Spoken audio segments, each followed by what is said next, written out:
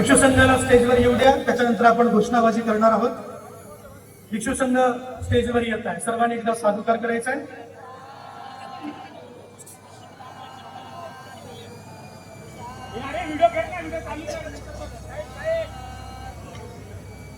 आदरणीय पूजनीय भिक्षू संघ यांचं आगमन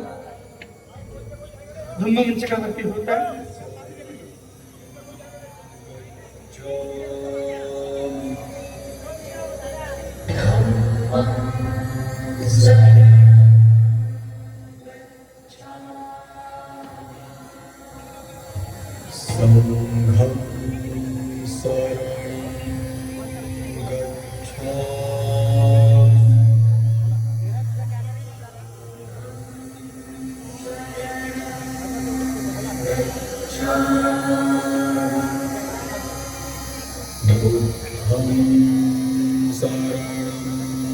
भिक्षू संघ येत आहे. उपासकांनी उभंच राहावं, जोपर्यंत भिक्षू संघ स्थानाबद्ध होत नाही तोपर्यंत आपण बोलायचं. सर्व भिक्षू संघ बसल्यानंतर, विराजमान झाल्यानंतर आपण बसावं.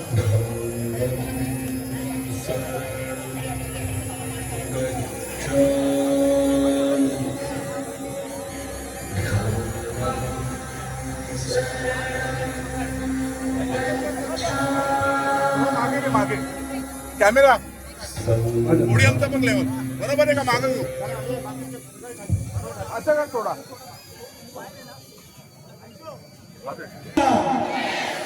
भिक्षू संघाचा महामुनी महावीर बौद्धांचे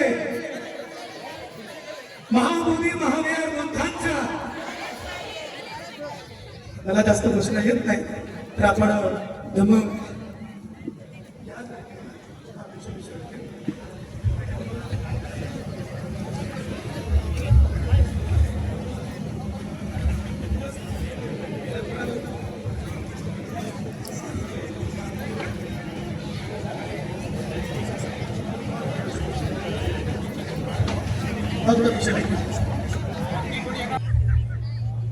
मी पूजनीय मंदिरजी आनंद महादेवजी आपणास विनंती करते की आपण पुष्पहार अर्पण करावं आणि दीप प्रज्वलित करावी.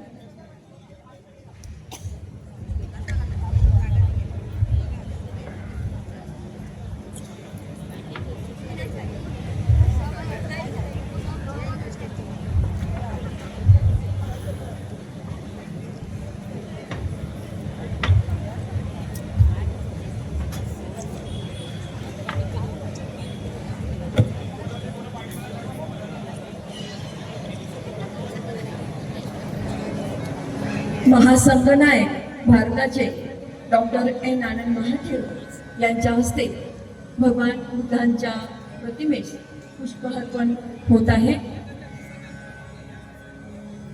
आपण साधुकार द्यावा. आदरणीय भक्ते संघर्ष नायक पूज्य भक्ते विनाचार्यजी ते पुष्पहार अर्पण करतील अशी मी त्यांना विनंती करते.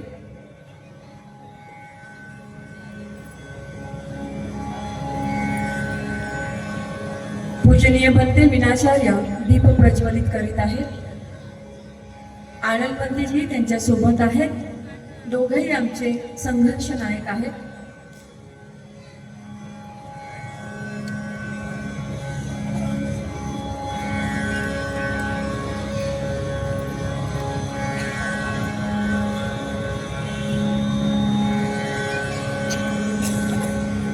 भगवान बुद्ध जेव्हा म्हणाले होते की माझ्यानंतर धम्म कशात पाहावा, तर माझ्यानंतर धम्म माझ्या भिक्षू संघात पाहावा.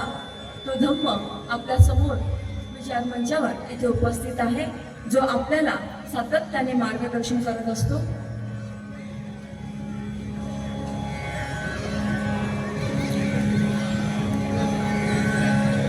सुपटिपन्नो भगवतो सावक संघो, उजुपटिपन्नो भगवतो सावक संघो, न्यायपटिपन्नो भगवतो सावक संघो, स्वामीजी पटिपन्नो भगवतो सावक संघो. संघाचं वर्णन ह्या गाथेमध्ये परिपूर्णपणे आलेलं आहे.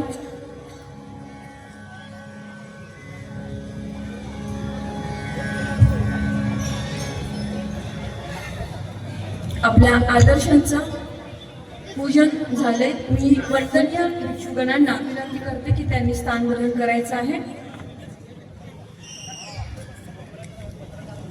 हा धम्म मंच असल्याने आपल्या ह्या संघर्ष सभेची सुरुवात आपण तिसरण आणि पंचशील ग्रहण करून करणार आहोत.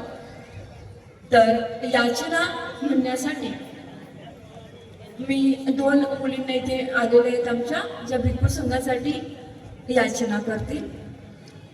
इकडे येऊ नको, इकडे येऊ तिकडे जा. त्रिवार वंदन. बुद्धं नमामि, धम्मं नमामि, संघं नमामि. याचना गाथा. ओंकासवन्तामि वन्दे द्वारत्रयेण कृतं सर्वम् अपराधं क्षमतु मे वन्दे. द्वितीयम्पि ओंकासवन्तामि वन्दे द्वारत्रयेण कृतं सर्वम् अपराधं क्षमतु मे वन्दे. तृतीयम्पि ओंकासवन्तामि वन्दे द्वारत्रयेण कृतं सर्वम् अपराधं क्षमतु मे वन्दे. ओंकास अहं वन्दे, अहं वन्दे. नमो तस्य भगवतो अरहतो सम्मा सम्बुद्धस्य.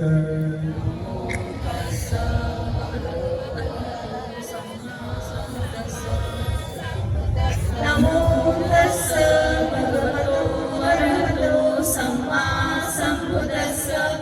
नमो तस्य भगवतो अरहतो सम्मा सम्बुद्धस्य. बुद्धं शरणं गच्छामि, बुद्धं शरणं गच्छामि, धम्मं शरणं गच्छामि, धम्मं शरणं गच्छामि, संघं शरणं गच्छामि, संघं शरणं गच्छामि. द्वितीयम्पि बुद्धं शरणं गच्छामि, द्वितीयम्पि बुद्धं शरणं गच्छामि, द्वितीयम्पि धम्मं शरणं गच्छामि, द्वितीयम्पि धम्मं शरणं गच्छामि, द्वितीयम्पि संघं शरणं गच्छामि, द्वितीयम्पि संघं शरणं गच्छामि, तृतीयम्पि बुद्धं शरणं गच्छामि, तृतीयम्पि बुद्धं शरणं गच्छामि, तृतीयम्पि धम्मं शरणं गच्छामि, तृतीयम्पि धम्मं शरणं गच्छामि, तृतीयम्पि संघं शरणं गच्छामि, तृतीयम्पि संघं शरणं गच्छामि. शरणागमनं संपूर्णम् अहं वन्दे पाणातिपाता वैरमणि सिक्खापदं समादियामि, अनादिपाता वेरमणि सिक्खापदं समादयामि. दाना वैरमणि सिक्खापदं समादियामि, अहिंसादाना वेरमणि सिक्खापदं समादयामि. वैरमणि सिक्खापदं समादियामि, कामेषु मिथ्याचारा वेरमणि सिक्खापदं समादयामि. सावधा वैरमणि सिक्खापदं समादियामि, मुसावादा वेरमणि सिक्खापदं समादयामि. सिक्खापदं समादियामि, सुरामेरयमज्जपमादपाना वेरमणि सिक्खापदं समादयामि. पंचशीलं धम्मं साधुतं सुरक्षितं तत्त्वा अपमादेन सम्पादेतव्यम्. अहं वन्दे साधु साधु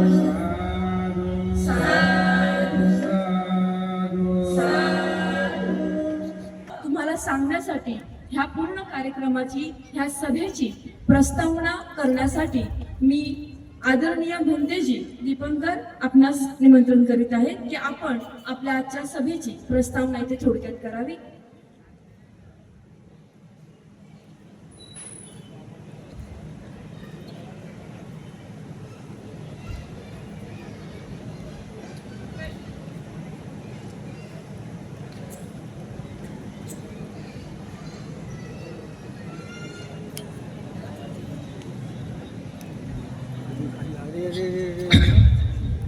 खाली वाकून या. या विश्वाला शांतीचा संदेश देणारे जगद्गुरु जगतवंदनीय दुःखमुक्तीचे मार्गदाता तथागत भगवान गौतम बुद्ध, ज्यांनी तुमचा माझा जीवनाचा उद्धार केला, आपले उद्धार करते, आपल्या जीवनाला न्याय मिळवून देणारे, समता, बंधुता, मानवता, लोकांमध्ये मैत्री आणि न्यायासाठी लढण्यासाठी ज्याने शिकवलं, ज्यांच्यामुळे मी नेहमी एक वाक्य म्हणतो, घेतो तो श्वास, खातो तो घास, फिरतो ती गाडी, राहतो ती माडी, घालतो ते अंगावरचे कपडे, हे जर कोणी मला दिलं असेल तर परमपूज्य बोधिसत्व डॉक्टर बाबासाहेब आंबेडकर.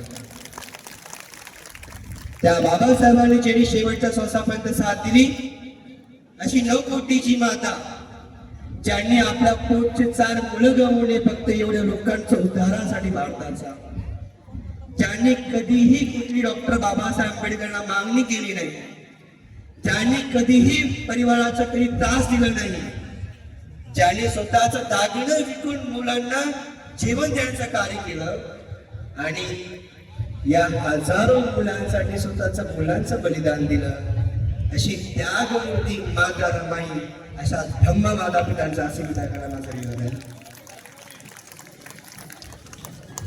आज हा विशेष कार्यक्रम तक्षशिलाच्या पटांगणावर घेण्यात येत आहे. गेल्या अनेक वर्षापासून आपल्याला अशी वेळ आलेली आहे की आपल्याला पाण्यासाठी संघर्ष करावा लागतोय, आपल्याला जमिनीसाठी संघर्ष करावा लागतोय, आपल्याला राहण्यासाठी संघर्ष करावा लागतोय, एवढंच नव्हे तर मंदिरात सुद्धा जाण्यासाठी संघर्ष करावा लागतोय. आणि एक वेळ अशी आली की आम्हाला आमच्याच मंदिरामध्ये, आमच्याच विहारामध्ये, आमच्याच घरामध्ये जाण्यासाठी सुद्धा संघर्ष करावा लागतो. आणि म्हणून ह्या संघर्षाला एवढं सगळं पाहून ज्या अनेक लोकांनी बलिदान दिले, जेव्हा अशोकाने हा विहार बांधला, महाबोधी महाविहार, तर त्याचा उद्देश होता की बुद्धाची क्रांती त्यांच्या ज्ञानाचं निर्माण झाली पाहिजे. असंख्य भिक्खू तिथे येऊन वंदन करायचे, त्या झाडाला वंदन करायचे, तिला पूजन करायचे आणि अशोकाने बुद्धाचा रूप म्हणून तिथं महाबोधी महावीराचं निर्माण केलं. निर्माण झाल्यावर हजारो लोक तिथे येऊन वंदन करायचे. अशोकाने प्रचार प्रसार बुद्ध गयाचं निर्माण केलं, परंतु कालांतराने बुद्धाचं अस्तित्व लोकांनी संपवलं. या बुद्धाचं अस्तित्व भारतात पुन्हा भेटावं, जसं आपण फक्त बुद्धच नाही तर अशोकाने बांधलेले भगवंताच्या 84,000 बुद्ध विहार, लेण्या असतील, विहार असतील, स्तूप असतील, जेवढे असतील सगळ्या लोकांनी देवाच्या रूपात, मंदिराच्या रूपात, शिवलीच्या रूपात, देवीच्या रूपात कन्व्हर्ट करण्यात आलं आणि बौद्धांना त्या लेणीमध्ये, त्या विहारामध्ये, त्या स्तूपामध्ये जाऊ देत. परंतु यासाठीच पुन्हा भारतामध्ये आपलं बुद्ध लोकांना भेटावं म्हणून 1891 ला एक माणूस भारतात आला. ज्या वर्षी 1891 ला बाबासाहेबांचा या भूमीवर जन्म झाला, त्याच वर्षी एक महामानव या भारतात आला. त्या माणसाने फक्त आणि फक्त एक कर्ज फेड करायचं होतं, कारण की अशोकामुळे आम्हाला ज्ञान भेटलं बुद्धाचं, अशोकामुळे आम्हाला बुद्ध भेटलं, पण त्याची पेटपाट करण्यासाठी धर्मपाल अनागरिक भारतात आले आणि त्याने बुद्धाचा शोध घ्यायला सुरुवात केली. बुद्धाची शोध करता करता अनेक त्यांना संघर्ष बघावे लागले, अनेक यातना झाली. त्यांना सपोर्ट करण्यासाठी भारतातला कुठलाच माणूस उभा नव्हता. त्यावेळेस विदेशातून माणूस उभा राहिला. अलेक्झांडर कनिंगम त्यांनी उत्खनन करून त्यांनी बुद्धाचा अवशेष बाहेर काढले, लोकांना बुद्ध गया दाखवले. त्या टायमाला सुद्धा भारतीयांना सपोर्ट करणारे कोण? श्रीलंकेचीच माणसं, आणि आजही श्रीलंकेचीच माणसं. परंतु इथूनच संपला नाही, तर हा वारसा पुढे चालूच राहावं म्हणून धर्मपाल आळागरांनी खूप यातना दिली. शेवटी त्यांनी 1932ला स्वतःचा श्वास सोडला. पण काय बुद्धगया आमच्या हातात आली नाही. त्या वारसाला पुन्हा चालू करण्यासाठी असंख्य भिक्खू संघ आले. त्यामध्ये चंद्रमणी ज्यांनी बाबासाहेबांना दीक्षा दिली, त्यांनीच खूप प्रयत्न केले. त्या प्रयत्नानंतर असंख्य भिक्षू आले, उपासक आले, प्रयत्न केले. इथं संपला नाही. तर 1991ला बनते सुरे ससाई ज्यांनी जपान मधून आले, ज्यांनी नागपूरमध्ये खूप मोठी क्रांती केली आणि त्यांनी पुन्हा या बुद्धगया आमच्या हातात यावं म्हणून त्यांनी संघर्ष केला. ते सुद्धा जपानीज, भारतीय नाही. असं करता करता अनेक वर्ष निघून गेले. संघर्ष चालू राहिला. पण ते म्हातारे झाले. अनेक भिक्षूंनी 1891 मध्ये भारतीय लोकांनी सपोर्ट केला. पण तरीही काय बुद्धविहार आमच्या हातात आला नाही. इथंच संपला नाही. तर शेवटी पंत विनाचार्य यांनी 12 फेब्रुवारी 2025ला लोकांसमोर विहारात जाऊन दाखवल्याला कर्मकांड दाखवलं. मी सर्व इथं बौद्ध उपासक उपासिकांना सांगू इच्छितो, आपण फक्त बुद्धगयाला जातो, डोकं टेकवलं की निघून येतो, पण कधीच विचार करत नाही की त्याचा आजूबाजूला काय आहे, त्याचा आजूबाजूला काय होतंय, कुठं शिवलिंग आहे, कुठं देव आहे, कोण काय करते. फक्त पाहतो आणि निघून येतो. असा कधीच क्रांती केला नाही. त्या क्रांतीचा पुन्हा मोड देण्यासाठी पंत विनाचार्यांनी आतमध्ये जाऊन कॅमेरा घेऊन आतमध्ये जाऊन सर्वांना सांगितलं की आमचा विहार आमच्या ताब्यात द्या, कारण की इथं कुठलाही कर्मकांड चालला नाही, कारण की हा विहार बुद्धाचा आहे, नावे की शिवलिंगचा. बुद्ध समोर असताना शिवलिंग कसा येऊ शकतो, बुद्ध समोर असताना पिंडदान कसं होऊ शकतो. बुद्धाचा हा गोष्टीला त्याने जगासमोर मांडलं. आणि काय म्हणतात की जो करतो कर्म चांगले त्याला पहिलं नाव ठेवण्यात आणि शिक्षा भोगावी लागते. शेवटी बंदजींना तुरुंगात जावं लागलं. आणि मी खूप बंदजींना एक नेहमी वाक्य सांगतो, बंदजींना मराठी कळतं की नाही माहित नाही, पण हिंदीत बोलू इच्छितो कि बंदजी हमारे बाबा साहब के लिए लोगों ने जान दी थी. मैं एक विद्यापीठ का नाम बताना चाहता हूँ कि आज जो आप जो काम कर रहे हैं हमारे महाराष्ट्र में विद्यापीठ है. मी नाव नाही घेत, पण अनेक लोकांनी अनेक वाक्य बोलले. त्या उस नाम के लिए लोगों ने जान दिया और बहुत लोगों ने ये बोला कि ज्यांचं घात नाही पीठ त्यांना कसं हव्या विद्यापीठ. तो मैं एक बात बोलता हूँ बंदे जी, मेरा समाज इतने जागरूक है, मेरा समाज इतना जागरूक है कि उन्होंने वो करके दिखाया कि जो दुनिया में कोई नहीं कर पाया. आज बाबा साहब की वजह से हमारे घर में विद्यापीठ भी है और विद्यापीठ भी है. ये बाबा साहब की देन है. और वो क्रांति हमारे लोगों ने जान दी, बलिदान दिया, इसलिए उसका नाम डॉक्टर बाबा साहब अम्बेडकर मराठवाड़ा विद्यापीठ नाम आया.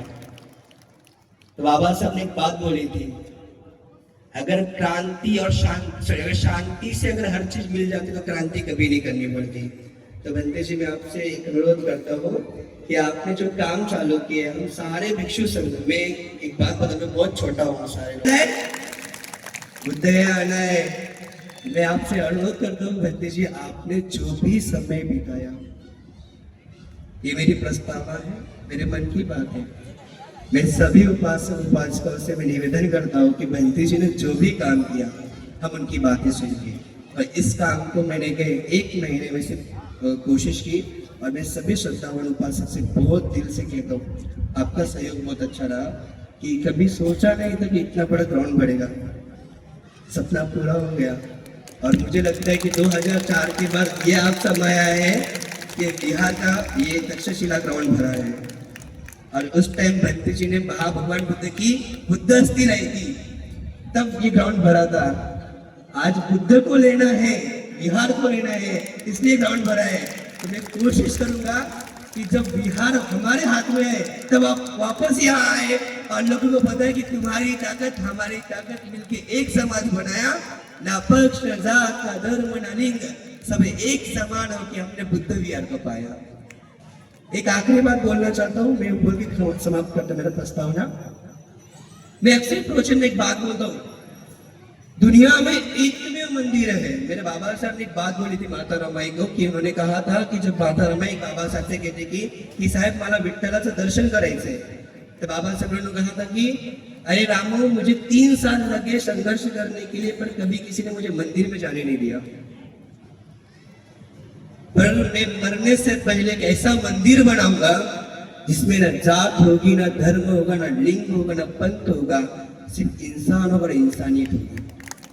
उस मंदिर का विठ्ठल मैं होऊंगा और तू होगी। और वो भगवान ने, बाबा साहब ने एक ऐसा मंदिर बनाया जो 14 अक्टूबर 1956 में दीक्षा लेके वो विहार बनाया, जिसमें ना जात देखी जाती है, ना धर्म देखा जाता है, इंसान है, बस इंसान देखी जाती है। और मैं वादे के साथ कह सकता हूँ, पूरी दुनिया में बता रहा हूँ, पूरी दुनिया में एकमेव मंदिर है, एकमेव जगह है बुद्ध विहार, जिसने आप टोपी पहन के आओ चाहे टोपी उतार के जाओ, आप टीका लगा गया हो फिर टीका लगा गया हो, आप पैर ऐसे पढ़ो चाहे घुटने में पैर के पैर पढ़ो, बुद्ध को कभी फर्क नहीं पड़ता। बुद्ध को ये फर्क पड़ता है कि आप इंसान बन के आओ और मेरे पास इंसानियत बन के सीखो। तो मैं बंटी जी से कहूंगा कि बंटी जी, ये एक चीज जो है ना, हमारा बिहार इंसानियत सिखाया है, कभी कर्म कांड नहीं सिखाया। आपने जो काम किया है ना, आपने, मैं अनुरोध करता हूँ, और बड़े बंटी जी ने इतने के अपने जिंदगी के 60 साल इस बस्ती में दिए, इस उल्लासनगर में दिए, इस शहर में दिए, इस महाराष्ट्र में दिए, इस भारत में दिए। तो मैं बंटी जी की मार्गदर्शन में बहुत ज्यादा बोल दिया। मैं अनुरोध करता हूँ कि बंटी जी, आपकी वाणी जनता सुनने के लिए आतुर है, कि हम चाहते हैं कि आप आपका संघर्ष बताएं, क्योंकि सिर्फ पसीना नहीं, खून भी बहता है, मार भी खानी पड़ती है, लोगों को हटाया भी जाता है, प्रशासन हमारा कुछ भी नहीं सुनता, जीवन हाथ में होने के बाद भी जीवनधारी को खींच के निकाला जाता है। तो मैं सभी भिक्षुओं से मैं मंगल मित्री करता हूँ, मैं प्रस्तावना ये समाप्त करता हूँ कि हम अनुरोध करते हैं कि भंत जी की सारी बातें आप एकदम ध्यानपूर्वक सुने। जब भंत जी का टर्म्स आएगा तब हम मंगल मित्री करेंगे। सभी से मेरे लिए बोल के सभी को मंगल मित्री, सप्रेम जय भीम, जोरात आवाज येऊ द्या। डॉक्टर बाबासाहेब आंबेडकरांचा, डॉक्टर बाबासाहेब आंबेडकरांचा, डॉक्टर बाबासाहेब आंबेडकरांचा, महाबोधी महाविहार, महाबोधी महाविहार, महाबोधी महाविहार, जय भीम। धन्यवाद बंतेजी। आपण खरं तर ह्या महाराष्ट्राचा संघर्षमय इतिहास इथे लोकांसमोर मांडला, पूजनीय बंतेजी वर्गांसमोर मांडला। ह्या नागवनाची जी भूमी आहे, हा नागवंशाचा जो इतिहास आहे, त्याला संघर्षाची किनार सातत्याने राहिलेली आहे।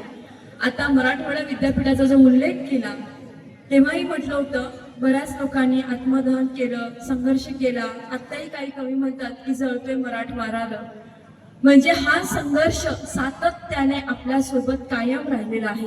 त्या संघर्ष नायकच आपण आहोत। मला तुम्हाला एक आवाहन इथे करायचं आहे। जे कार्य आदरणीय बंतेजी विनाचार्य घेऊन पुढे निघालेले आहेत, त्या कार्याला आर्थिक हातभार सुद्धा लागला पाहिजे। त्यासाठी श्रद्धावान उपासक आणि उपासिकांनी, माझ्या अनेक भगिनींनी दारोदार फिरून अनेक वर्गणी जमा केलेली आहे। पण इथे आलेल्या उपासकांना स्वतःच्या इच्छेने काही दान द्यावंसं वाटलं तर जागोजागी आपण दानपेट्या सुद्धा ठेवलेल्या आहेत, की जेणेकरून आपल्या हातून ह्या पुण्यकर्माला काही दान दिल्याचा उपयोग होईल। आणि जेणेकरून हा जो लढा आहे, कुठल्याही लढ्याला आर्थिक पाठबळ आवश्यक असतं, त्याशिवाय लढा उभा राहत नाही। त्यामुळे ह्या लढ्याला सुद्धा आपल्याकडून आर्थिक पाठबळ दिलं गेलं पाहिजे। डॉक्टर बाबासाहेब आंबेडकरांनी जो बुद्ध धम्म आपल्या ओंजळीत, आपल्या ओटीत टाकलेला आहे, त्या बुद्ध धम्माची जी पावन भूमी आहे ती आपल्या ताब्यात यायला पाहिजे। आणि त्यासाठी हा संघर्ष लढा, ज्याची भूमिका आणि संघर्ष नायक म्हणून बनते विनाचार्य जी आपल्या समोर इथे आलेले आहेत। मला वाटतं खूप मोठं कार्य विनाचार्य जी आपल्या हातून घडत आहे। येणाऱ्या कैक पिढी आम्ही तुमचे शुक्रगुजार असणार आहोत की कुणीतरी लढा दिला आणि हे विहार आपल्या ताब्यात आलेलं आहे. युनेस्कोने जेव्हा महाबोधी महावीरांचा समावेश जागतिक वारशामध्ये केला तेव्हा युनेस्कोने काही टिप्पणी केली होती. युनेस्को म्हणजे वर्ल्ड हेरिटेज. त्यांनी असं म्हणाले होते, महाबोधी महावीराचा संबंध थेट भगवान बुद्धांच्या आयुष्याशी निगडित आहे. याच ठिकाणी त्यांना बुद्धत्व प्राप्त झालं व त्यांना मनुष्याच्या दुःख निवारण्याचा मार्ग सापडला. हे महाविहार विशेष महत्वाचे आहे कारण ते भारतीय उपखंडातील सर्वात प्राचीन बांधलेल्या वास्तूमधलं एक आहे. हे कोण म्हणते? वर्ल्ड हेरिटेज युनेस्को असं म्हणते. आणि इथे आपण म्हणतो की बुद्धगया काय आहे आम्हाला माहित नाही, त्याचा बुद्धाशी संबंध काय आम्हाला माहित नाही. भारताची ओळख तिथेच गेलेली आहे ह्या बुद्धगयामुळे. त्यामुळे हा जो बुद्धगया महाविहार मुक्त व्हायलाच पाहिजे. हा जो लढा आहे हा अंतिम टप्प्यात घेऊन जायचं काम खरं तर आदरणीय भिक्खू वर्ग करत आहे. यापुढे मी विचारमंचावर आमंत्रित करीत आहे. ह्या धम्ममंचावर मी आपले विचार सांगण्यासाठी, आपल्या समोर आपले मत देण्यासाठी, आपल्याला मार्गदर्शन करण्यासाठी पूजनीय भंतेजी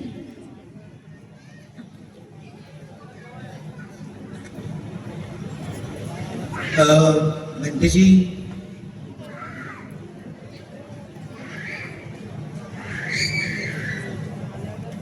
पूज्य भजंत डॉक्टर नडवेला आनंद महादेव हे सर्वप्रथम मी विनंती करतो की भंतेजी आमच्या भिक्षूंमध्ये एक नियम आहे की सर्वप्रथम जर आम्ही काहीतरी उपहार द्यायचं म्हटलं तर आमचं एकच उपहार आहे, ते म्हणजे बुद्धाने दिलेला आम्हाला चिवर.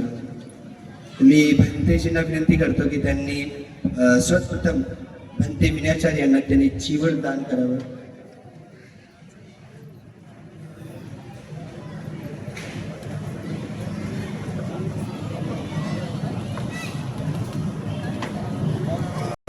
साधू साधू साधू. के प्रथम आंदोलन करने वाला अनागारिक धम्मपाल उनका नमन करता हूं.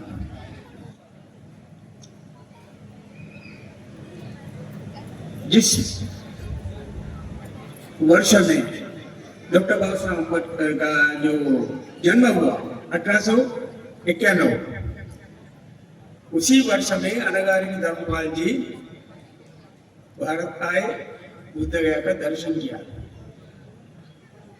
दर्शन किया तो रोने लगा कि कैसी अवस्था है. उनको लगा बुद्ध गया जहाँ बुद्ध का बोधि स्थान, वहां तो बहुत बनते लोग होंगे, बनते लोगों के आधिपत्य में होंगे, सबसे बड़ा विहार वहां देखा तो कोई बनते भी नहीं. एक महंत खड़ा था लेकिन बंती जी नहीं था. बाकी देखा वहां की जो स्थिति देखकर रोने लगा. तभी उन्होंने निर्णय लिया, मैं बुद्ध गया को बचा लूंगा, मैं बुद्ध गया मंदिर को, बिहार को मैं बचा लूंगा. उन्होंने श्रीलंका गए, सिंगल बौद्ध पेपर निकाला और उसमें लिखा, हे श्रीलंका वासियों उठो, बुद्ध गया को बचा लो. बड़ा बड़ा अक्षर में, हे बौद्धों श्रीलंका वासी उठो, बुद्ध गया को बचा लो. वो नारा लेके उन्होंने एक सोसाइटी बनाया जिसका नाम है महाबोधि सोसाइटी. तो इसलिए उन्होंने श्रीलंका से कुछ बंदे लोगों को लाए. वहां जो अतिक्रमण करके बैठा था उन लोगों ने उन बंदे लोगों को पत्थर से मारा, सिर फोड़ा गया. 8 बंदे लोगों को लाया गया. बाद में ऐसा प्रश्न रह गया, तभी तो सरकार प्रजातांत्रिक नहीं था, इंग्रजों ने राज्य करता था. उस समय केस लड़ाया तो ब्रिटिश लोगों ने सोचा कि वो अभी मौका है इन लोगों को आपस में लड़ाने का। किसको? बौद्धों को। ऐसा लड़ाई नहीं, क्योंकि केवल बौद्ध नहीं, यहाँ हिंदू भी है। इसलिए जो लोग कब्जा में था तो उनको ऐसा निर्णय दिया कोर्ट में कि अच्छा तुम लोग आधे आधे में ले लो, आधा तुम आधा बाकी, वैसा करके हिंदू लोगों को आधा और बौद्ध लोगों को बाकी। अभी देखो कभी से 1800 तभी से लेके बाद में 1900 तक आया। 1949 में पास कर दिया। क्या पास किया? उनके 4 या 5 और बाकी बौद्धों के 4 या 5। एक 1949 में। ये तो मैं नहीं बोल रहा, ये तो विनय जारी जी से बताएंगे आप लोगों को। मैं केवल इतिहास बता रहा था कि उसमें लड़ना शुरू है बौद्ध और हिंदू। जब भी आप लोग बौद्ध हो गए, कभी 1956 में बौद्ध हो गए, बहुत नया नया था। मैं आप लोग जब बौद्ध हो गए तब मैं 8 साल का था। 8 साल का था, क्योंकि मेरा जन्म 1948 में हुआ। मैं 8 साल का था। और बाद में जब 1956 में सारा श्रीलंका में एक ऐसा वातावरण हुआ, छोटे छोटे लोगों में, बच्चों में भी बहुत बड़ा उत्साह निर्माण हुआ। उसी समय बाबा साहब ने बुद्ध जयंती का वर्ष था 1956, तो जैसा निर्णय किया, मैं विजयदशमी के दिन बुद्ध धर्म का ग्रहण करूंगा। और जिस धर्म में मैं जन्म लिया वो मेरे हाथ में नहीं था, लेकिन मैं मरूंगा नहीं। तो इसलिए ये तो इतिहास आपको मालूम है। आप लोग बौद्ध हो के 11 साल हो गए, मैं आ गया भारत में। आप लोग बौद्ध हो के 11 साल के बाद मैं आया। तभी मेरा उम्र कितना था? 19। गत 58 वर्ष 58 ईयर्स मैं इसी धरती पे धम्म का नारा लेके जहां वहां गया। पहले जलगांव में गया, फिर जलगांव से इधर आया, ये उल्लासनगर में। बहुत संघर्ष करना पड़ा। जलगांव में धर्मशालाओं में रहा, रहने को जगह नहीं था। तो पहले तो सोचा ये हिंदी मैं सीख के आएगा, हिंदी भाषा से मैं प्रवचन दे सकूंगा। यहाँ आने के बाद देखा अरे हिंदी नहीं तो मराठी चलता है। सुना मराठी, बोला ये मराठी मेरे जन्म में कभी मैं बोल नहीं पाऊंगा, मेरे से नहीं होगा, मैं वापस चला जाऊंगा ये भाषा के वजह से। मैं सोचा था, इसलिए मुझे मेरी इतिहास याद आना चाहिए। मैं इसलिए हिंदी बोलता हूँ। तो दूसरी बात, हमारे विनयाचार्य जी को भी समझने में आसान पड़े। तो मैं ये धरती में जब आने के बाद यहाँ भी बहुत संघर्ष किया, लोगों को मालूम है, बहुत संघर्ष का। ये संघर्ष का एक जयग्रहण है। ये ठेकड़ी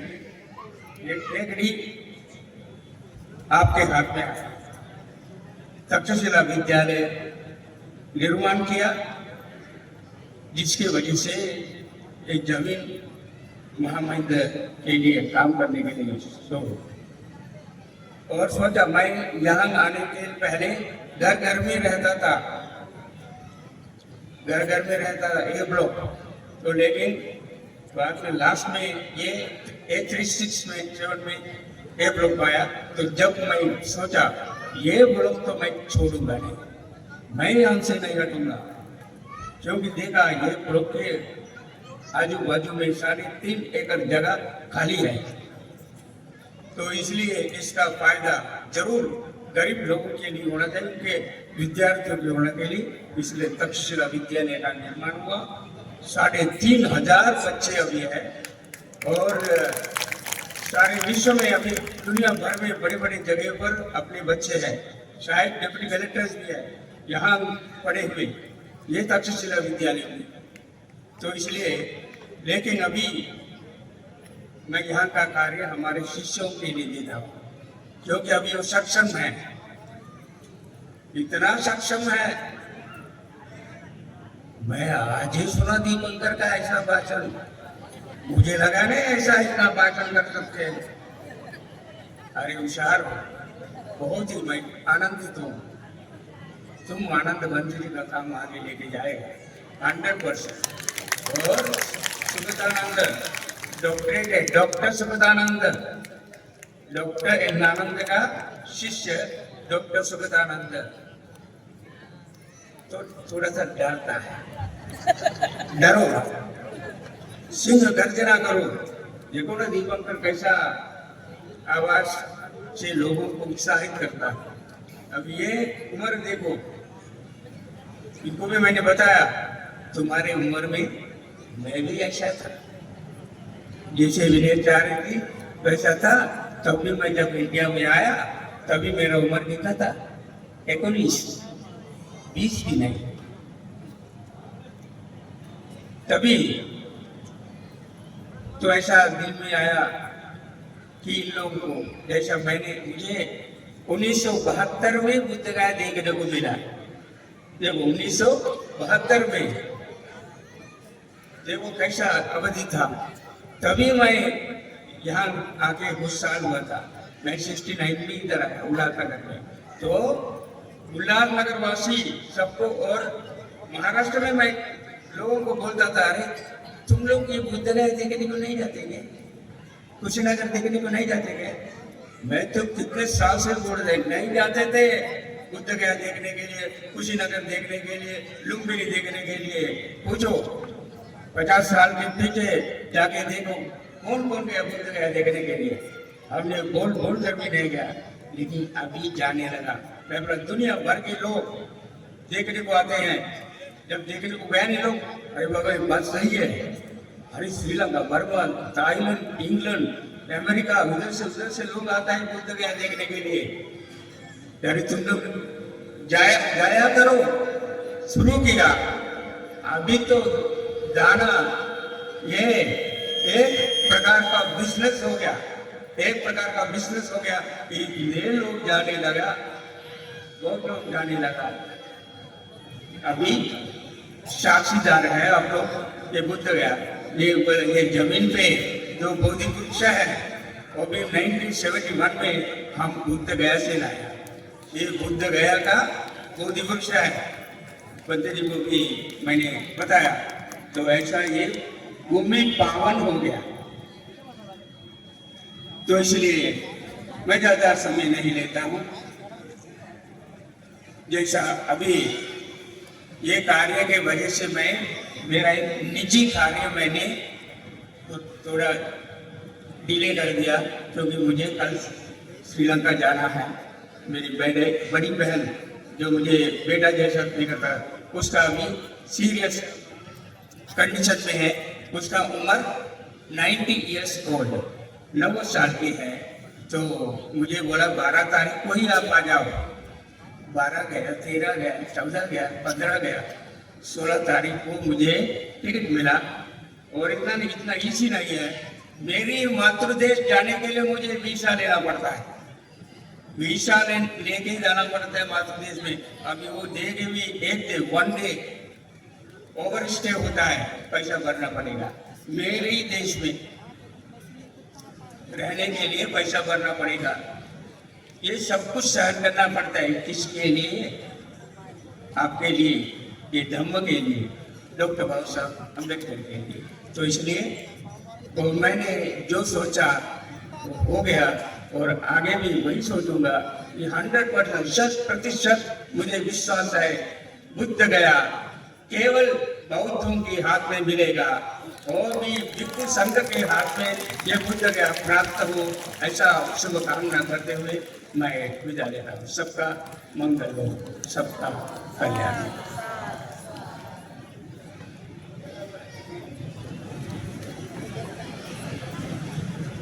धन्यवाद बंदेजी। यानंतर मी भंते महामोगलाल यांना विनंती करते की त्यांनी ह्या विचार मंचावर आपलं मत मांडायचं आहे.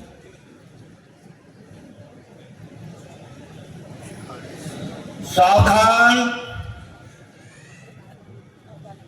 या वेळेस नाही तर पुन्हा कोणाच वेळेस नाही. मी तुम्हाला सांगत आहो, मी आतापर्यंत 2000 पासून हे संघर्ष करत आहो. मी तुम्हाला माहित असेल बुद्धगयाला गेलो असताना स्वतः मला सुद्धा त्याने आम्हाला जागा दिलेली नाही.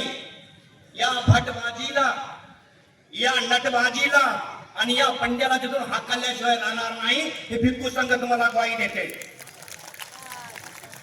बाबासाहेबांचे आम्ही लेकर आहो, भीक मागतो म्हणून भिकारी न हो, तर आम्ही लढालो बाबासाहेब आंबेडकरांचे अनुयायीच नाही तर भगवान बुद्धाचे शिष्य आहो.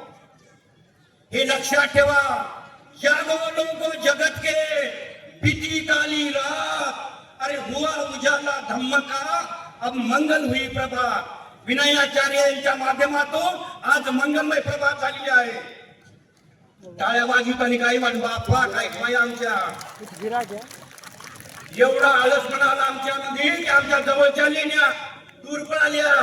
महाराष्ट्रामध्ये 750 लेण्या. आता मी लेणी संवर्धनाचं काम करत असताना मला किती तकलीफ आहे हे मला माहित आहे.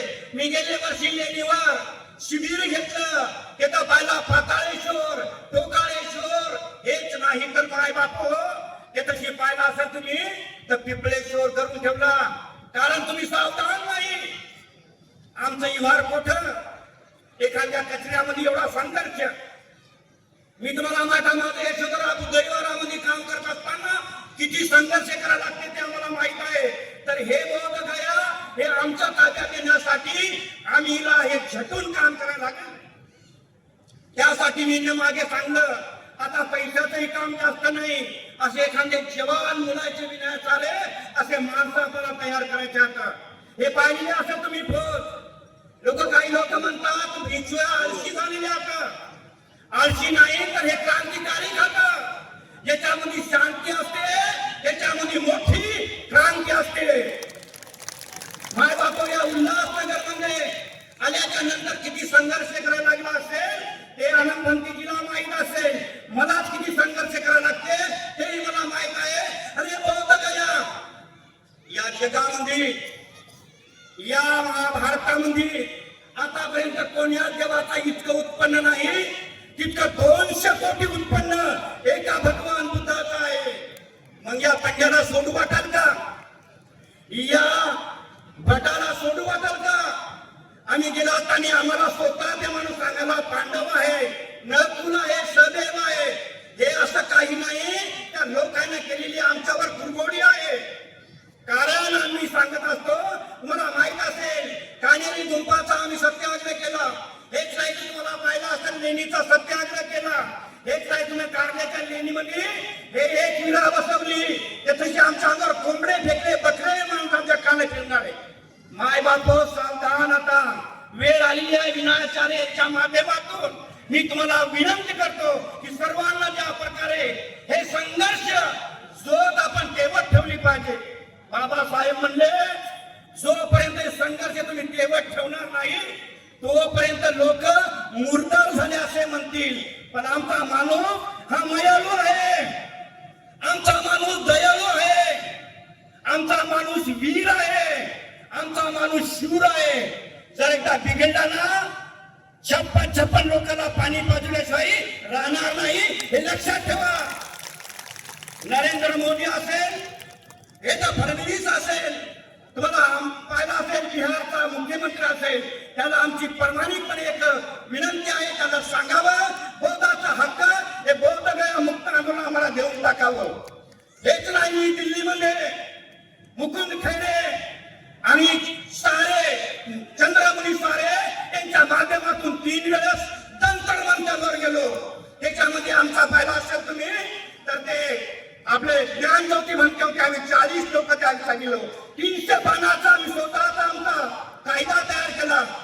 आजही आम्हाला स्मशानभूमी नाही. आजही आमचे पोरं पाहिला असेल तर बोधाचा कायदा नाही. हिंदू कायद्यानुसार तुम्ही लोक तुमचं जर एखाद्या बाईला विचारलं काय गे बाई त्या सप्तपदी केली का, आमची बाई काची सप्तपदी मप्तपदी आली बापा. कारण हिंदू कायद्यानुसार तुम्ही हिंदू कायद्यानुसार आहे अर्थ म्हणजे तुम्ही रखेला असा तो कायदा बोलतो. म्हणून बाबासाहेबांनी सांगितलं की आमचे हक्क आणि आमची बोधगया हे आमच्या ताब्यात द्यावं. ही जाहीरपणे सांगतो तुम्ही सर्व लोकांच्या तक्षशिला मैदानामध्ये येऊन जे काम केलं ते फार मोलाचं काम केलं. गांधी आझाद मैदानाला गेलो, उल्हासनगर मधून आम्ही मोर्चा काढला, बदलापूर मधून मोर्चा काढला, राहुल मोदी आज केलं, आनंद बनते आज केलं, आम्ही स्वतः असेल हेच नाही तर दीपंकर केलं. या लोकांना आम्ही संघर्ष केला. आतापर्यंत उल्हासनगर मधून नाही तर मुंबई मधून आम्ही 13 मोर्चे काढले. 13 मोर्चामध्ये आम्ही काम केलं. म्हणून आम्ही असे नाही तुम्हाला दिसतात भिक्खू असे, पण मी म्हणतो 2-2 माणसाला कशीच ऐकत नाही. सावधान, आता तुम्ही आम्हाला सहकार्य करा. आपण हे रान पेटून काढू आणि आपली बुद्धगया आपल्या ताब्यात घेऊन ही जय विनंती करतो. नमो बुद्धाय जय भीम. धन्यवाद मंत्रीजी. हा संघर्षाचा लढा आपण सोबतच सगळे पुढे नेणार आहोत.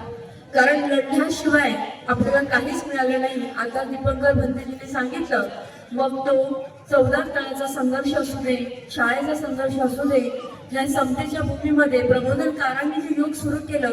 आणि मला कधी कधी ते धाडसाने असं म्हणावं लागतं की जर ब्रिटिशांचं इथे आगमन झालंच नसतं तर मला वाटतं की ना आमच्या जिल्ह्यामध्ये थोडाफार जो फरक पडला, शिक्षणाने जी क्रांती झाली कदाचित ती पण झाली नसती. आणि अनागरिक धम्मपालांनी जो लढा दिला 18व्या-19व्या शतकामध्ये, त्या लढाने तर ही सगळी मुळं हल्ली. तुम्हाला आणखीन एक गंमत सांगते. आता बंदेजीने तुमच्या समोर धम्मपालांचा सगळा लढा ठेवला. ब्रिटिशांनी जे डॉक्युमेंटेशनचं काम केलेलं होतं, डॉक्युमेंटेशन, ते डॉक्युमेंटेशनमुळे खरा इतिहास एका पूर्ण फाईलमध्ये, त्यांच्या नोटबुकमध्ये, त्यांच्या डायरीमध्ये नोंद झाला. जेव्हा कर्नल कनिंघहॅम सारखे लोक, प्रिन्सेस जोसेफ सारखे लोक भारतामध्ये येऊन उत्खनन करताना त्यांनी नोंदी केल्या होत्या. तर महाविहार बुद्धगयाच्या सुद्धा त्यांनी नोंदी केल्या होत्या. आणि धम्मपाल अनागरिक जेव्हा भारतात आले तेव्हा ते विदारक चित्र त्यांना दिसलं की जे जे ब्रिटिशांच्या अधिकाऱ्याने, त्यांचे जे वास्तुविशारद होते, त्यांचे जे आर्किओलॉजिस्ट होते, त्यांनी ज्या नोंदी केलेल्या होत्या त्याच्यातल्या सगळ्या वस्तू गायब आहेत. तर त्यातल्या वस्तू कुठे गेल्या होत्या? त्यातल्या वस्तू ते बाजूला जो शैव पंथाचे जे पंडे लोक होते त्यांनी जो मठ स्थापन केला होता त्या मठामध्ये होते. इव्हन कोणीतरी बाहेरून एक मूर्ती पाठवली होती भगवंताची, ती मूर्ती सुद्धा तिथे काढून टाकली होती. असा इतिहास आहे बरं का. हा इतिहास फार मोठा आहे. पाली भाषेच्या अभ्यासक अतुल भोसेकर जेव्हा ह्या विषयावर व्याख्यान देत असतात तेव्हा त्यांनी हा सगळा इतिहास उलगडून सांगितलेला आहे. तर हा अनागरिक धम्मपालाचा इतिहास ब्रिटिशांनी जर नोंदवून ठेवला नसता तर तुम्हालाही कळला नसता आणि मलाही कळला नसता. त्यामुळे ह्या लढ्याला एक ऑथेंटिकेशन आलंय, ह्या लढ्याला प्रकटीकरण आलंय आणि तो लढा तुम्हाला आणि मला समोर पुढे घेऊन जायचा आहे. यानंतर मी विनंती करते की आदरणीय पंडित सुगंधानंदजी यांनी धम्म गुण अनंत, संघ गुण अनंत, माता पिता गुण अनंत, गुरु आचार्य गुण अनंत. आज ये धम्म सभा आयोजकों को मैं प्रशंसा नहीं करूंगा क्योंकि प्रशंसा करके इन लोगों को अपना टाइम वेस्ट करना नहीं चाहूँगा. 5 मिनट समय दिया गया. साक्षियों को, सच्चाइयों को साक्षी का जरूरत नहीं, प्रमाण का जरूरत नहीं. जो आप लोगों ने आज उपस्थित जन समुदाय ने जो दर्ज उपस्थित दर्ज कराया, आयोजकों ने बहुत दिन रात मेहनत किया होगा जिसका वजह से आज ये जन समुदाय देखने को मिल रहा है. तरी भगवान बुद्ध के धम्म गुण जो है अनंत है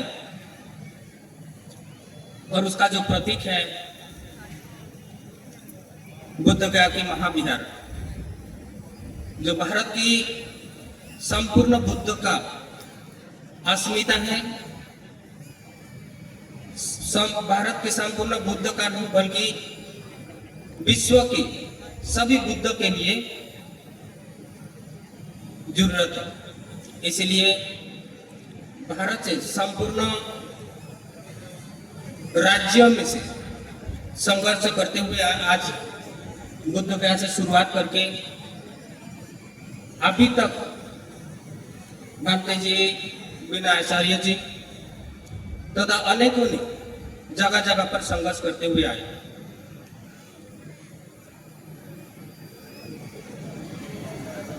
डॉक्टर बाबा साहब की वजह से आज ये सद्धर्म भारत में देखने को मिलता है, अभ्यास करने को मिलता है, सुनने को, आचरण करने को मिलता है।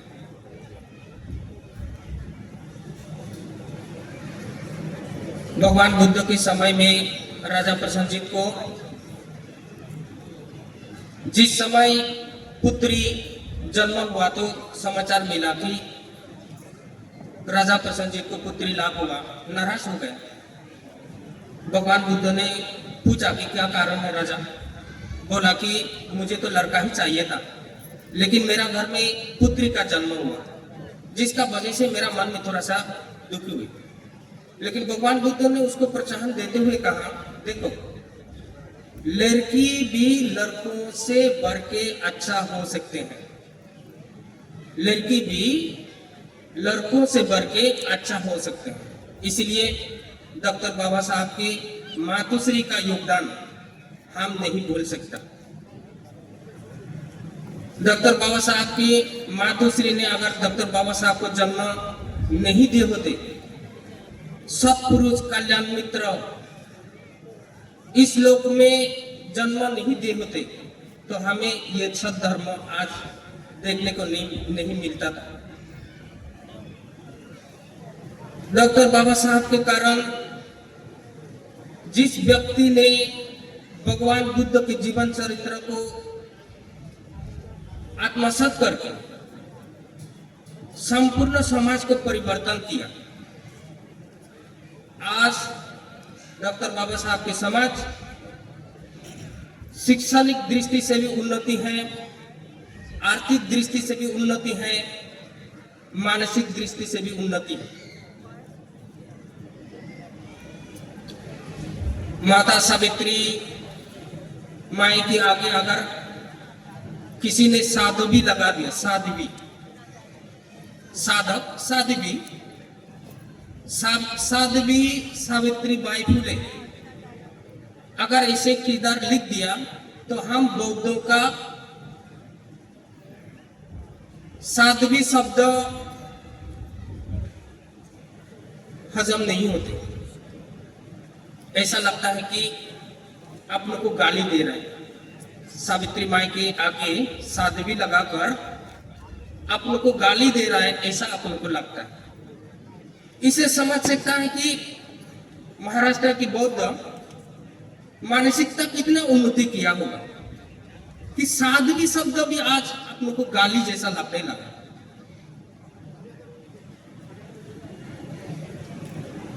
इसीलिए भारत सरकार तथा बिहार सरकार भारत के बौद्धों को कम समझने का गलती न करे, जो कि आज भी भारत के बौद्ध अपने संपत्ति को संभालने का अधिकार रखते हैं। इसलिए भारत सरकार तथा बिहार सरकार को भारतीय बुद्ध की हक है उसे सम्मान पूर्वक वापस कर देना चाहिए। बांते जी, विनयचार्य तथा अनेकों ने आज तक संघर्ष करते हुए आया। अनागारिक धर्मपाल से लेके बांते जी, विनयचार्य, सुरेश सचाई, अनंत समाज सेवकों ने इस मुक्ति आंदोलन में योगदान दिया।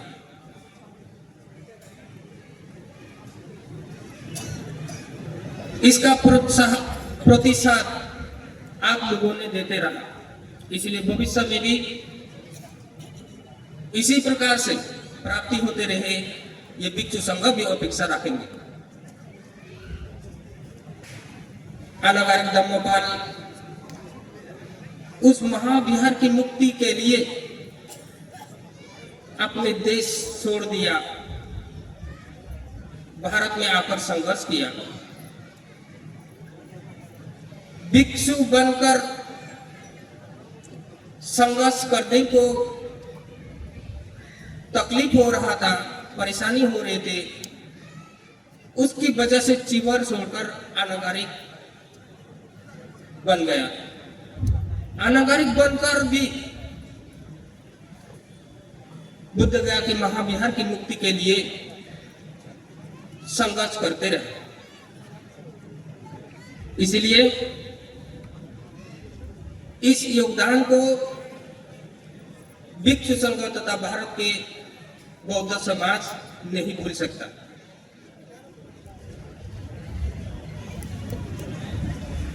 आज विनाचार्य जी, उसके साथ अनेकों ने इस संघर्ष में योगदान देते हुए आ रहे हैं। देश की संपूर्ण राज्यों से लेके गांव, शहर, जिला के स्तर पर भी इसका प्रतिशत देता रहा। हम भी कई जगह इससे पहले भी रैली करके आए हैं। इसलिए इस प्रकार से संघर्ष करता हुआ आज नहीं तो कल ये बुद्ध गया के महाविहार मुक्त होते रहेंगे, ऐसा अंतर मन से विश्वास जागता है।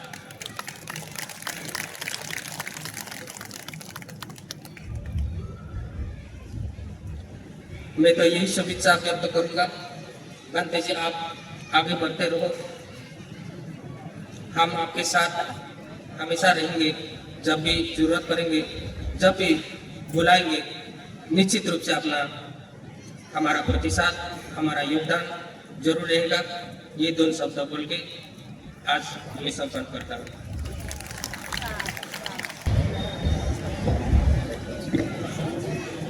नमो बुद्धाय, नमो धम्माय, नमो संघाय।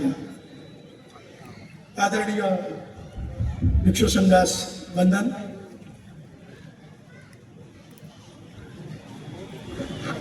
जन्मदात्या मातापेक्षाही ज्यांचे तुमच्यावर आणि माझ्यावर जास्त उपकार आहेत, स्वतः उपाशी पोटी राहून पावाचा तुकडा खाऊन तुमच्या आणि माझ्या तूप आणि रोटीची व्यवस्था करणारा माझा बाप डॉक्टर बाबासाहेब आंबेडकर।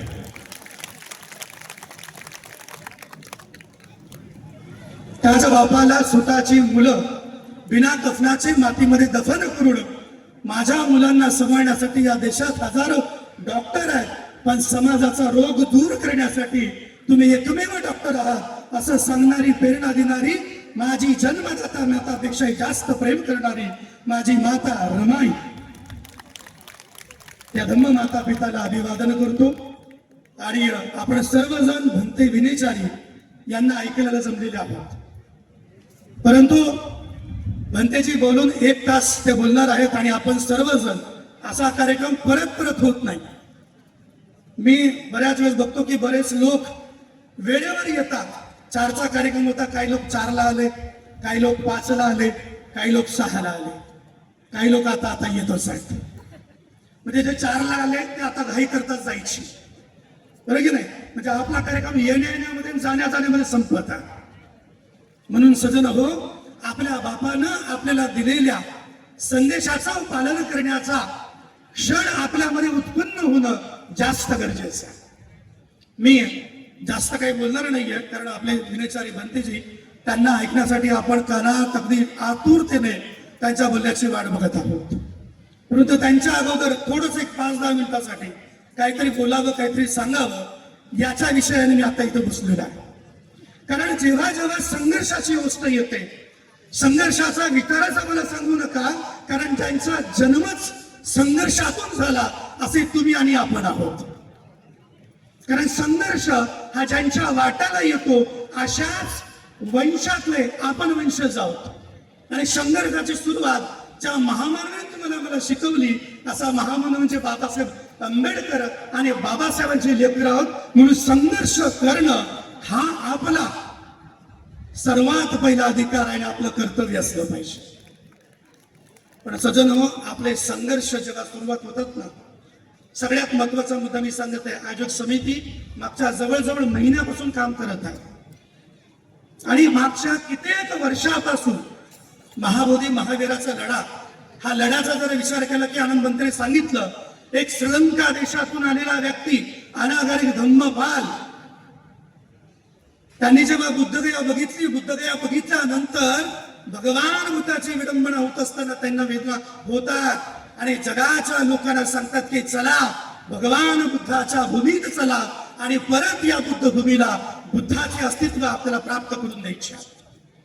म्हणून बर्मा देशातून 2 भिक्षू आले, एकच नाव चंद्र आणि दुसराच नाव सूर्य.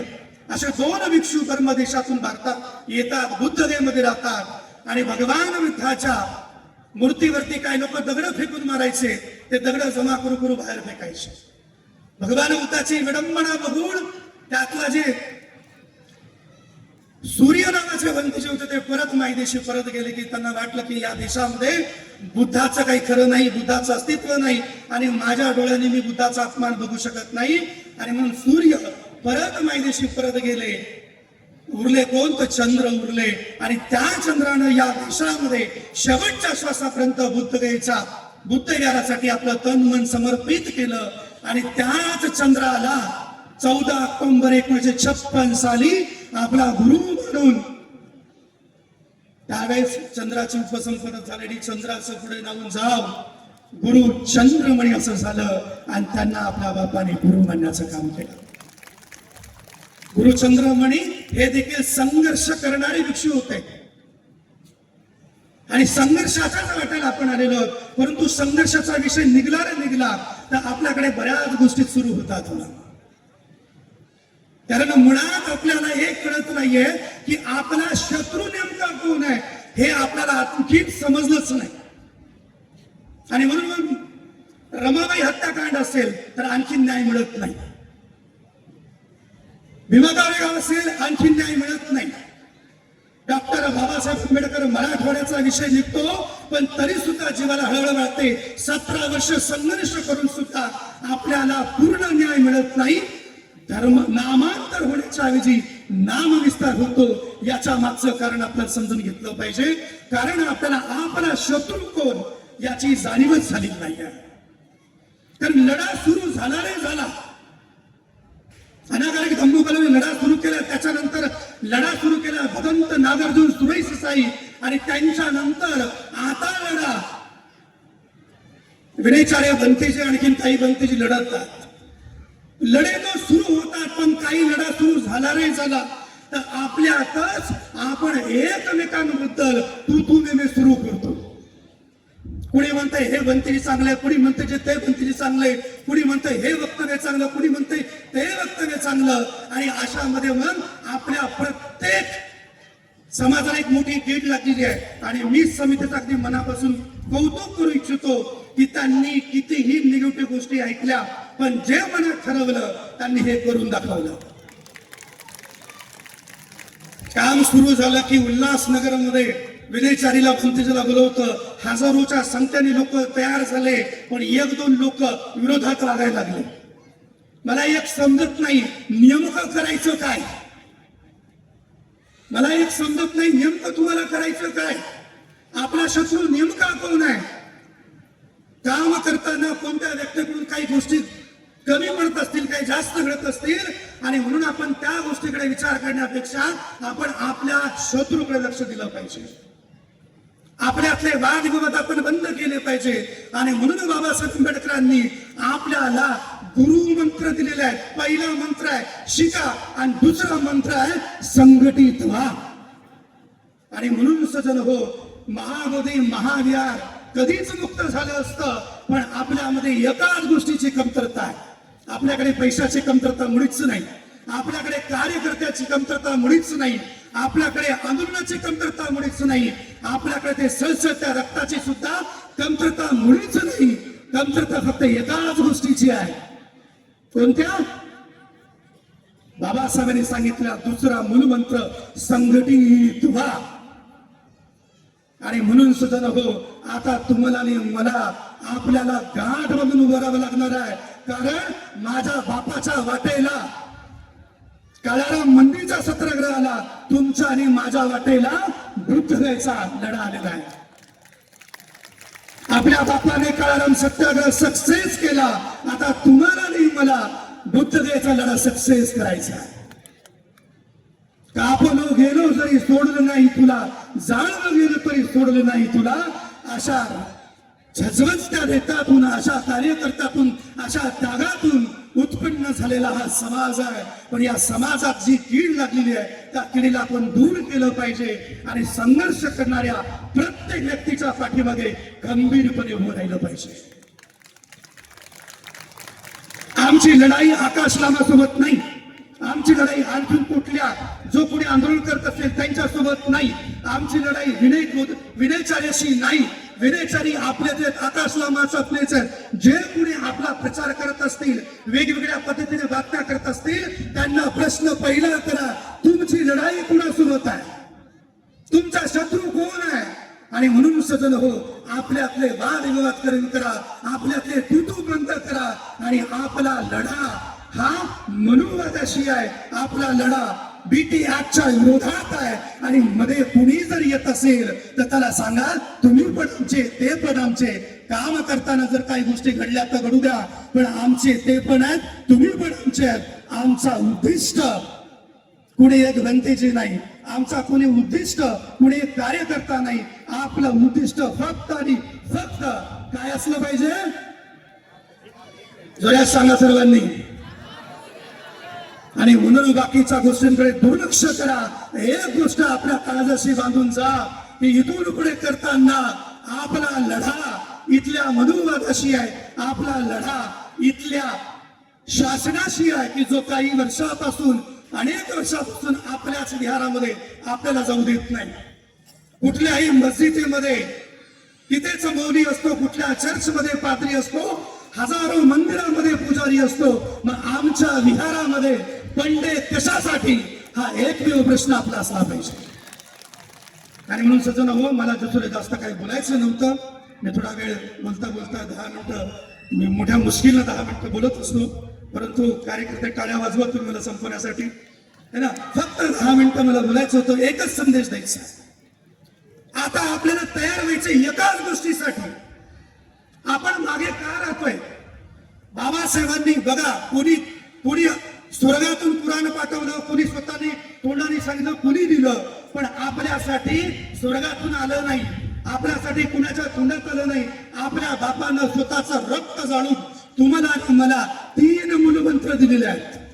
आणि तुम्हाला आणि मला जर कायमचं टिकायचं असेल तर या 3 मूलमंत्रांना पाळावं लागेल. पहिला मूलमंत्र म्हणजे शिका, आणि दुसरा मूलमंत्र आवाज नाही आला, जोऱ्यात सांगा, आणखी जोऱ्यात सांगा.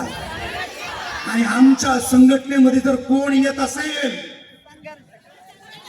आमच्या संघटनेमध्ये कोण येत असेल, जो म्हणत असेल इकडच्या कार्यक्रमाला जाऊ नका, धम्माचा कार्यक्रम आहे, आम्ही जाणार.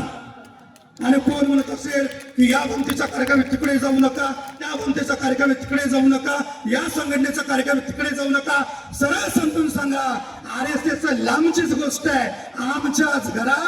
आमच्या घराला छिद्र पाडणारे हे फूट पाडणारे लोक आहेत. आणि जो म्हणत असेल इकडे जाऊ नका, तिकडे जाऊ नका, समजून चला, हाच व्यक्ती आहे की जो बाबासाहेबांच्या कार्याला छेद पाडत आहे.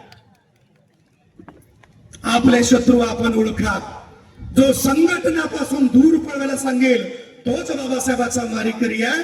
आणि म्हणून उल्हासनगर शहरामध्ये ही जी गर्दी जमलेली आहे, ही गर्दी फक्त वर्षातून एकदा नको बाबांनो, जाताना कामाला लावून झालं पाहिजे, माझं काम आहे. आणि म्हणून दीपांकर भंतेजी, आनंद भंतेजी आमचे गुरु आहेत, त्यांच्यासमोर आम्ही बोलतो, कारण ते आम्हाला फक्त पाठीमध्ये हात देतात. तुम लढो, मी तुम्हारे साथ हूं, म्हणून आम्हाला बळ मिळते. पण त्याचे वारंवार एक शब्द वापरतात, जर या वयात मी जर तुमच्या वयात असतो आणि त्यावेळेस असे लोक जर मला साथ देणारे असते तर या मी काया कलप कलप करून टाकला असता. त्याची तुम्ही आले म्हणून आमच्यात ही ऊर्जा मिळाली, म्हणून आज कमीत कमी लोक आम्हाला वंदामी तरी म्हणतात. पण सजन हो, आपल्याला संघटित होण्याशिवाय पर्याय नाही. म्हणून कमीत कमी दर वर्षाला जयंतीच्या नावानं असेल, बुद्ध जयंतीच्या नावानं असेल, आपण वारंवार संघटित झालं पाहिजे. बोला, संघटित व्हा. जय भीम. वाटलं की आता मग झोपायचं आपल्याला. बरं वाटलं का? जोरात सांगा. बरं नका वाटू देऊ माय मावल्या हो बापांनो, खरं वाटलं पाहिजे. खरं वाटलं की बरं वाटलं. जय भीम.